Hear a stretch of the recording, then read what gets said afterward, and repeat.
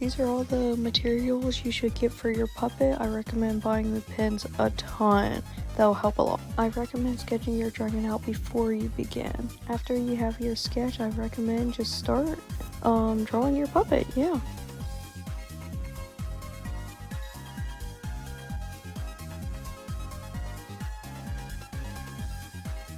Colors are very important. I recommend picking colors that complement well with each other, or just that look aesthetically pleasing to you.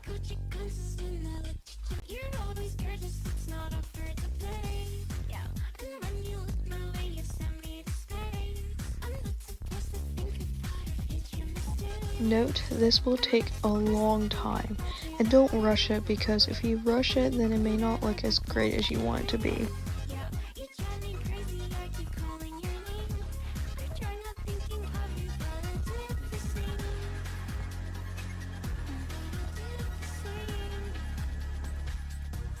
After you're done, cut it out and begin on the jaw. Yeah.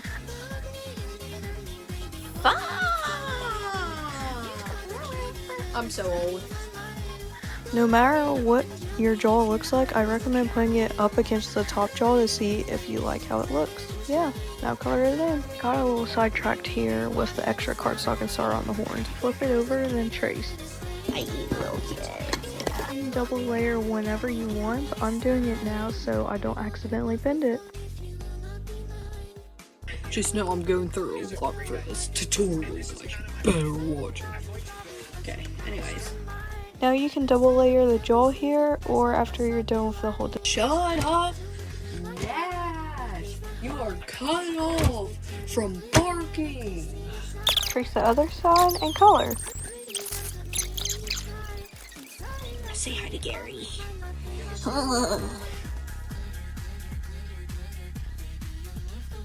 Now you can just vibe to the music for a baby bit. Enjoy!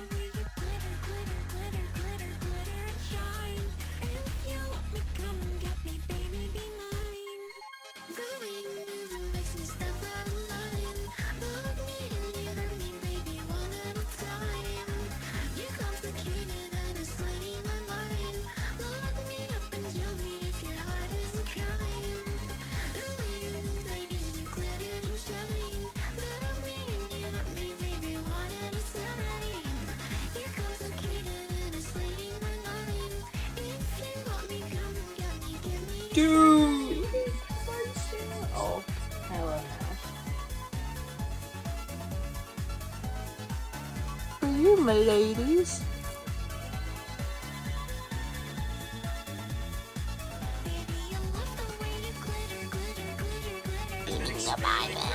Ah, yeah, it's just a very good decision. I'll do a good pew pew. Watch this, watch this. I'm so fire, guys.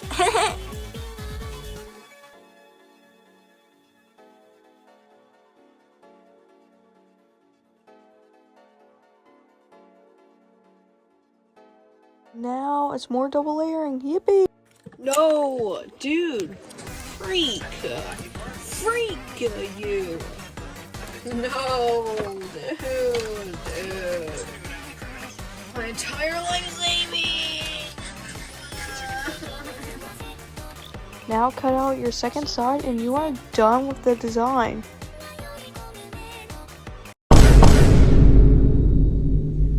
Okay, this is the hardest part personally for me, so I will link other tutorials for bases, but this is how I do if you guys want to know. You're going to measure your hand on a piece of cardstock and then cut it a little extra out to make flaps as I did. Then you're going to glue it just a little bit and then put it on the front.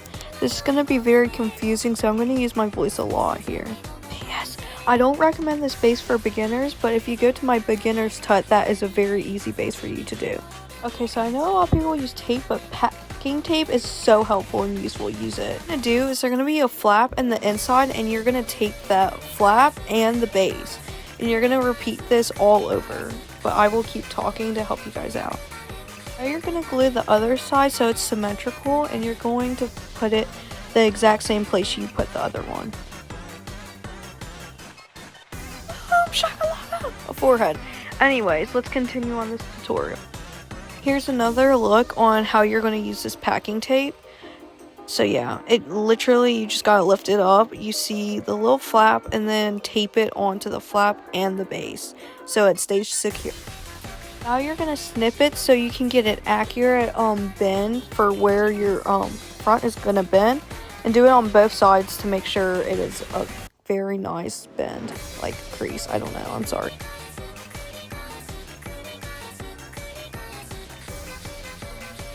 Okay, now glue it. Do not glue it too far, just how far you're going to want your forehead.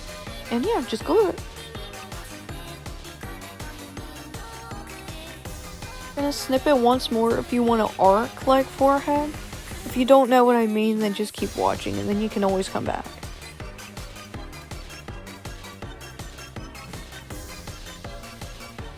After that, you gotta do just one more snip and then bend, and then your forehead should be done.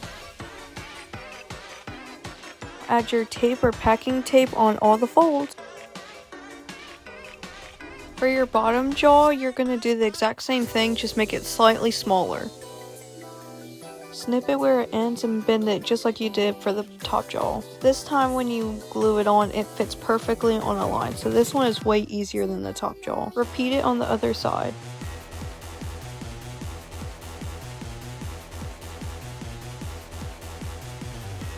Okay, now you're gonna get some cardboard that's the length of your top jaw and glue it to the black poster board, because then it will give a very nice aesthetic and you won't see the cardboard.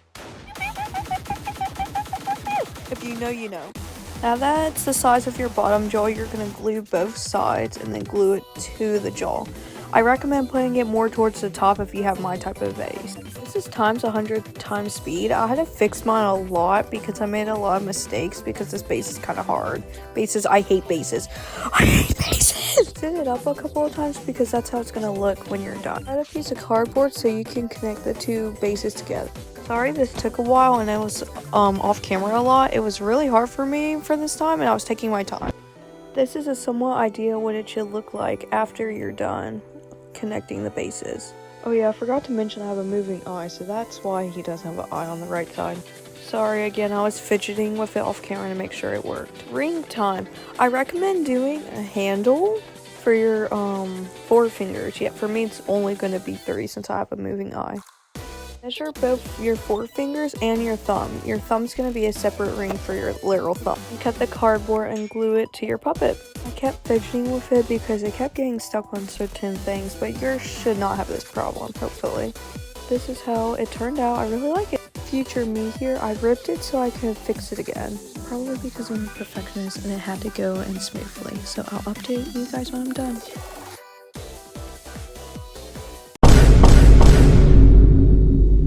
Detail time!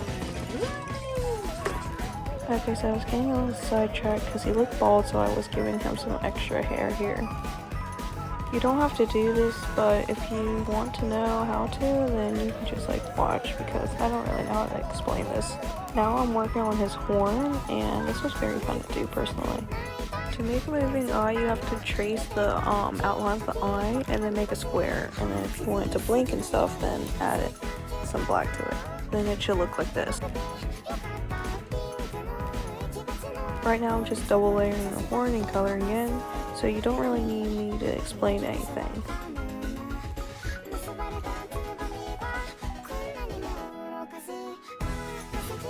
Right now I'm doing teeth that are like 3D on the horn, but this isn't a part of the tutorial. I just wanted to add this on him.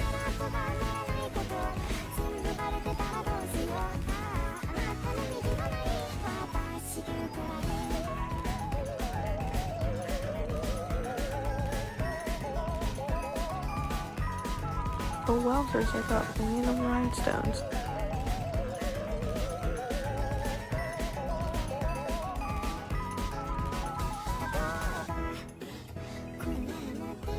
Now I'm just gluing it on and making sure it looks good in this area.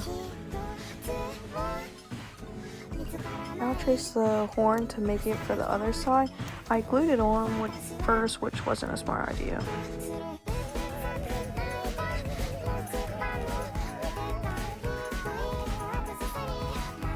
Why does it look like a bone?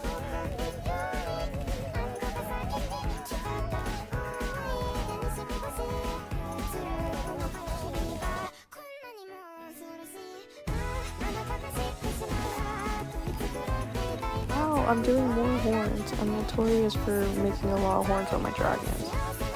This next part is low-key satisfying, so hopefully you can enjoy this.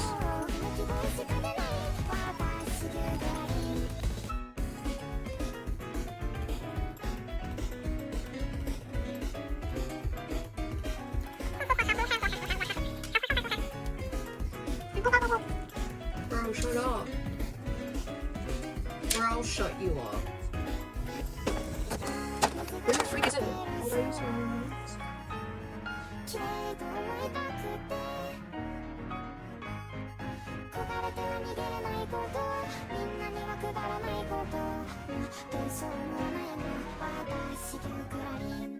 More assembly. This part is honestly kind of tough.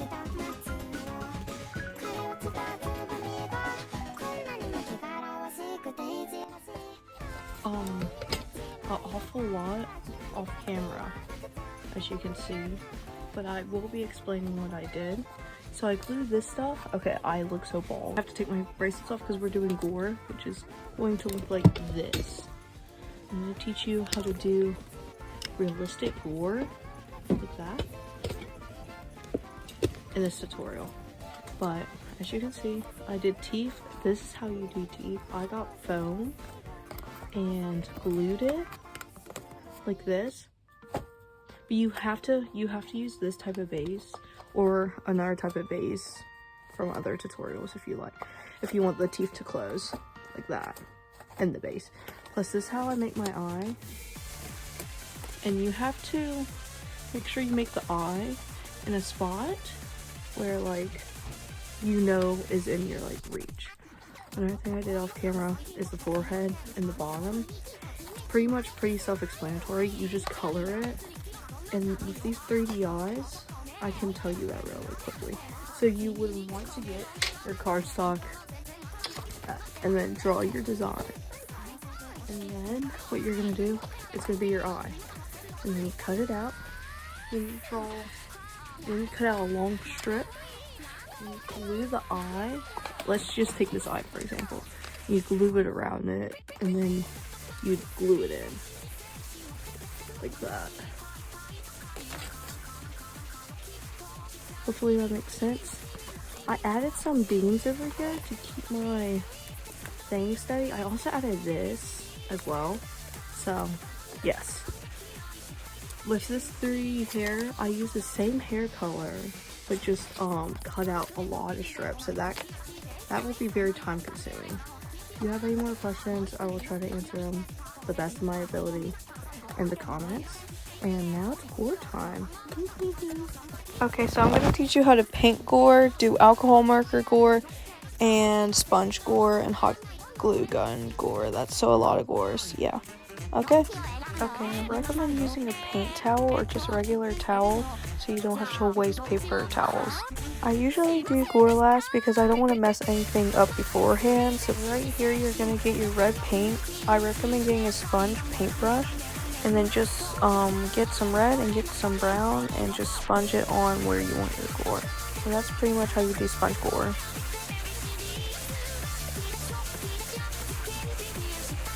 Alright, so I usually don't paint my gore with a paintbrush, but I suppose this is something new for me too. Pretty much I just went with a side to side and like a streak like gore, so that's kind of all I did really. You can use my ways or you can always search up a tutorial for gore yourself. For a bit more of this, I'm really just going to show the progress of how I do it, so I walk with y'all. It's very hard when you have a dark color like this. I'm going to teach you how to do hot gun glue. So, hot glue gun.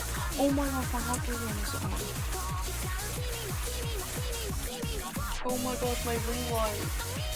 Oh no. Oh my gosh, I plugged everything out. So when doing hot glue gore, you need to be quick because if it dries, then it's going to be cloudy before you can add color to it. So you're just going to hot glue the places where you want your gore and then like brush it side to side so it makes it like streaky. And then you're going to paint it with your alcohol marker. Why you don't color it in with paint is because then it's going to cloud up the hot glue.